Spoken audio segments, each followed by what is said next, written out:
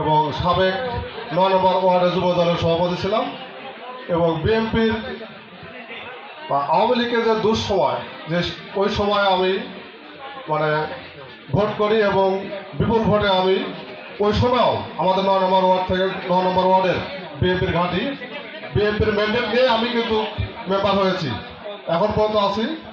আমার বিএনপির এই দলে আসা আবার হয়তো আপনারা মনে করতেছেন যে বয়স ভাই কত, মোটামুটি 30 থেকে 32 বছর আমার দলের সাথে রানিংয়ে। আপনারা সবাই দোয়া করবেন সারা জীবন যেন বিএনপি এবং বিএনপির আদর্শ নিয়ে আমরা থাকতে পারি।